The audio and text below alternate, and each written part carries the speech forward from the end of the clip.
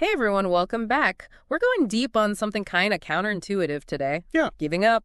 But hold on, we're not talking about just throwing in the towel when things get rough. Right, not surrender, more like strategic surrender. Exactly.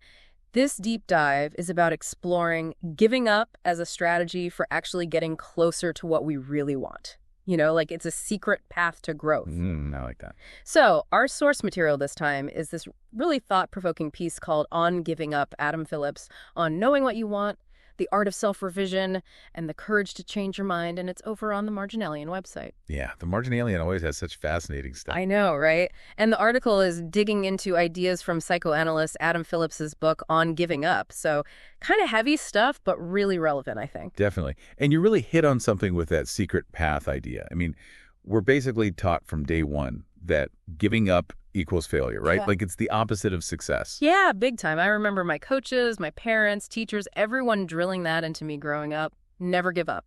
Right. It's like this deeply ingrained belief. But Phillips is flipping that script, suggesting that sometimes giving up actually takes real courage. Okay, now my brain is doing a backflip. So most of us are told to never give up, but now we're saying that sometimes giving up is the right move.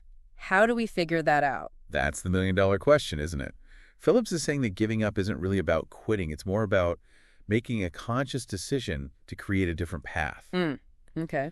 So it's about recognizing when something, maybe a goal, a job, a relationship, whatever it is, just isn't working anymore, and having the courage to step away from it. Oh, I see it. So it's like that Marie Kondo thing, but for your whole life. Decluttering those things that aren't sparking joy anymore. I love that. Decluttering your life.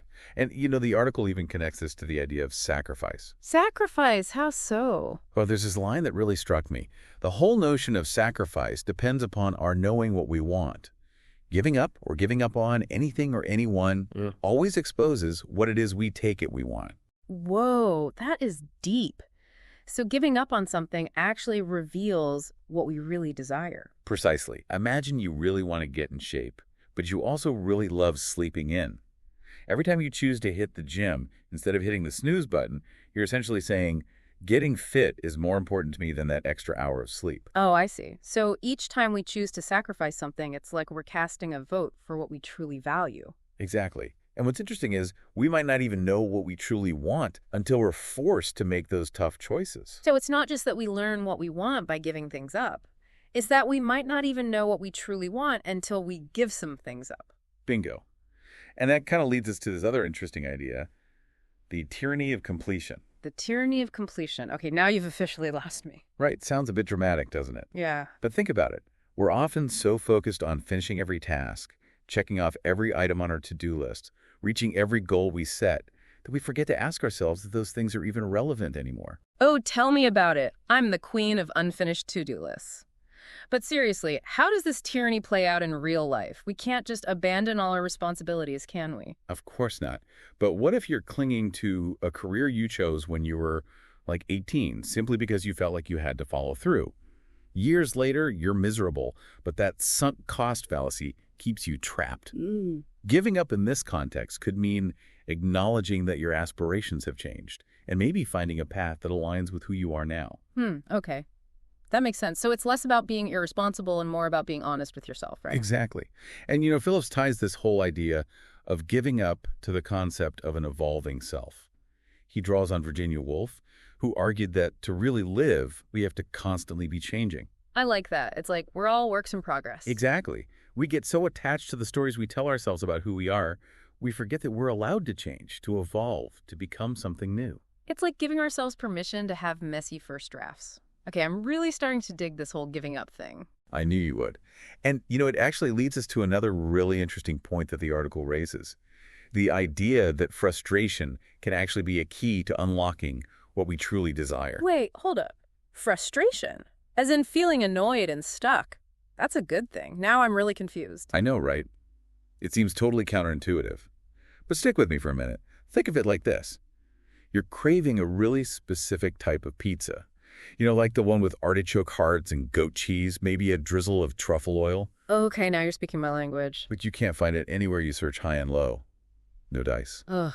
The Like worst. that frustration, that awareness of its absence in your life, it's actually a powerful One signal says no of what? of your desire. If you didn't care that much, you just grab a pepperoni slice and move on. Oh, wow. Okay. So the more frustrated I am, the more I actually want it. That's a pretty wild way to look at things. It is, isn't it? Yeah. But it makes sense when you think about it. But then what about those times when you're frustrated, but you don't even know what you want? Like you just have this general feeling of, ugh, something's got to change. All the time. Like a low-grade discontent that I can't quite put my finger on. Right. That's where things get really interesting. Philip says, there is a part of oneself that needs to know what it is doing, and a part of oneself that needs not to. Wow. A part of oneself that needs to know what one wants, and a part of oneself that needs not to. Whoa, okay. Break that down for me. So basically, we need both, the planner and the explorer. Part of us craves certainty, a clear roadmap, but another part thrives on the unknown, on spontaneity and surprise. Oh, for sure. Like, sometimes the best adventures are the ones you didn't plan at all. You know those times when you took a wrong turn and ended up somewhere amazing you never would have discovered otherwise? Exactly. And sometimes embracing that not knowing, being open to the unexpected, is actually what takes the most courage. It's letting go of the need to control every outcome and just seeing where life takes you. It's like trusting that the universe has got your back, even when you have no idea where you're going. I love that. And, when we talk about this in the context of giving up, it starts to feel less like defeat and more like, I don't know, freedom. Freedom, yeah. Like, I'm allowed to change my mind, to evolve, to not be stuck in the same old rut just because it's comfortable. Yes. And remember, it's not about being reckless or blowing up your life. It's about recognizing that our values, our goals, our dreams, they can shift and change over time. What we wanted 5 years ago, 10 years ago, might not be what we actually need today. And clinging to those outdated desires is probably just holding us back from finding something way better. You got it. This whole conversation reminds me of a time when it's kind of personal, but let's just say I had a major aha moment when I finally gave up on something I'd been clinging to for way too long. Ooh, tell me more. Well, maybe another time. Yeah. But let's just say it was scary at first. But letting go ultimately led to some amazing new opportunities I could never have imagined. That's awesome. It sounds like giving up, when done with intention and courage, can actually be a really powerful act of, like, self-creation. Exactly. It's about taking control of your own narrative, not letting fear or inertia dictate your choices.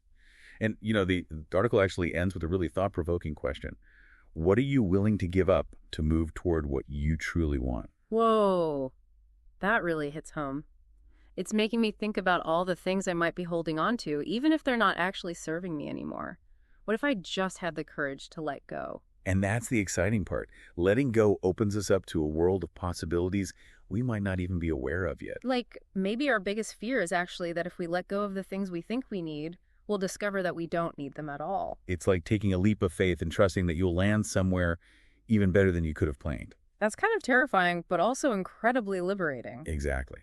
And when we think about giving up in that context, it stops being about failure and starts being about, becoming who we're meant to be. We started this deep dive talking about giving up as a strategy for getting what we want, but this conversation has taken us so much deeper.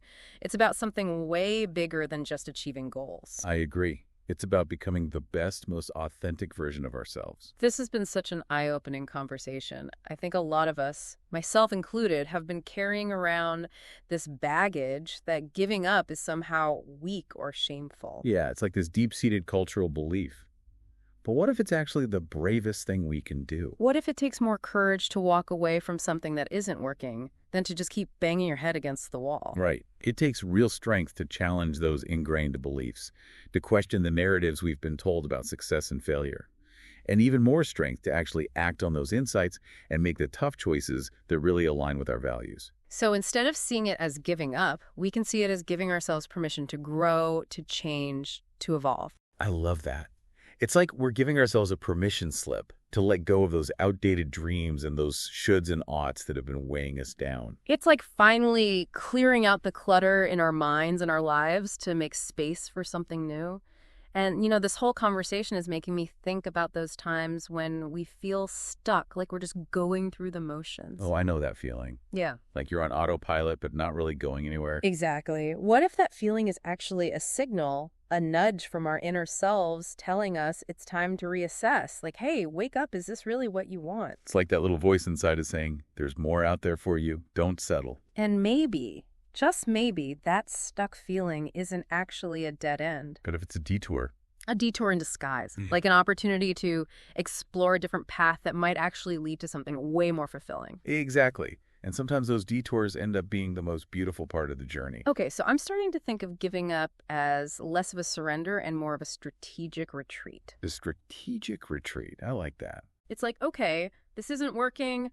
Time to regroup and reassess and come back with a fresh perspective, a new plan of attack. It's about recognizing when it's time to change course, to adapt and be resilient, and most importantly, to be open to the unexpected. I think a lot of people are going to resonate with this idea, especially in today's world where everything feels so uncertain and constantly changing. It's true. We're constantly being bombarded with messages about success and achievement.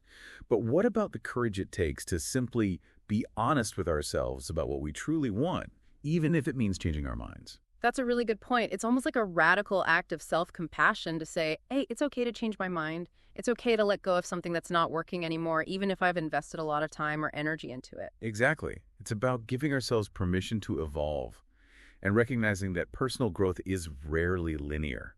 It's messy and unpredictable. This deep dive has been such a good reminder that it's okay to make mistakes, to stumble, to change direction. And sometimes the bravest thing we can do is admit that something isn't working and choose a different path. You know, it's funny, we started by talking about giving up, which most people try to avoid, but this conversation has been anything but negative. I know, right?